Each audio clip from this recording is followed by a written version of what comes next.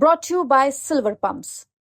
Top quality और consistent performance के लिए सिर्फ सिल्वर पंप्स नाम याद रखना। दिल्ली विधानसभा चुनाव के नतीजे आ चुके हैं और इस बार की चुनावी जंग ने दिल्ली की सियासी तस्वीर को पूरी तरह से बदल दिया है। लगातार 10 सालों से सत्ता में रही आम आदमी पार्टी, जो तीसरी बार भी सरकार बनाने का सपना देख रही थी, उसे करारी हार मिल चुकी है।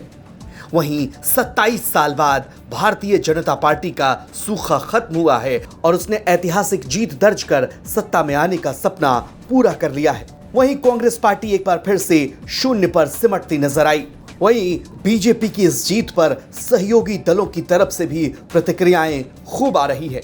इस वक्त लोकसभा में बीजेपी के मजबूत साथी के तौर पर मुख्यमंत्री नीतीश कुमार ने इस जीत को लेकर पीएम मोदी को बधाई दी है। नीतीश कुमार ने लिखा, दिल्ली विधानसभा चुनाव में भारतीय जनता पार्टी की भारी बहुमत से जीत पर बधाई एवं शुभकामनाएं। दिल्ली की जनता ने आदरणीय प्रधानमंत्री श्री नरेंद्र मोदी के कुशल नेतृत्व में अपना पूरा विश्वास व्यक्त किया है। इस ऐतिहासिक जीत के लिए आदरणीय प्रधानमंत्री श्री नरेंद्र मोदी जी को बहुत बहुत बधाई।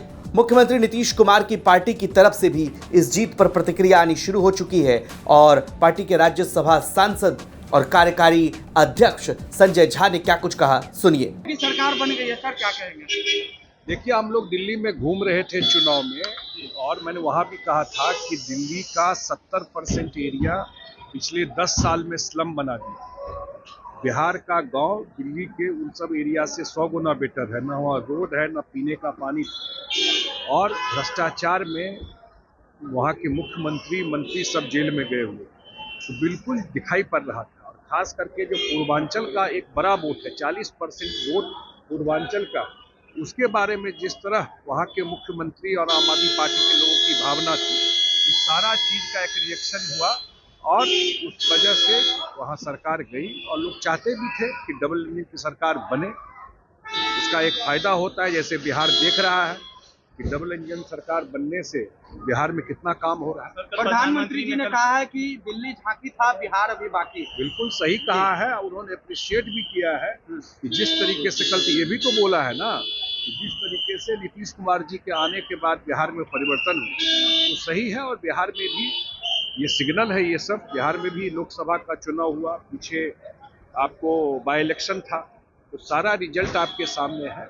और लोग इस बार के बजट में भी, पिछले बजट में जिस हिसाब से बिहार के ऊपर विशेष ध्यान केंद्र का है और बिहार अपने रिसोर्स से भी बहुत सारा काम मुख्यमंत्री जी कर रहे हैं। प्रगति यात्रा पर इतना सारा अनाउंसमेंट हो रहा है बिहार सरकार, सब मिला करके अगला चुनाव भी यहाँ एनडीए बहुत बड़े मत से जीते। तेजस्वी यादव कह रहे हैं कि बिहार है, बिहार में कुछ नहीं होने जा रहा है, समझना पड़ेगा बिहार को। 20 साल तो समझ रहे हैं ना, लोकसभा में नहीं समझे। बाई इलेक्शन अभी हुआ था, ऐसा सीट भी जीते हम लोग जो 30 साल से नहीं जीते। बिहार का समझ एनडीए और नीतीश कुमार से ज्यादा किसको है? बिहार की जनता पॉलिटिकली सबसे सेंसिटिव जनता है। बहरहाल इस बार अब बिहार विधानसभा चुनाव होना है और एनडीए की पूरी नजर बिहार विधानसभा चुनाव पर है। ब्यूरो रिपोर्ट, बिहार तक।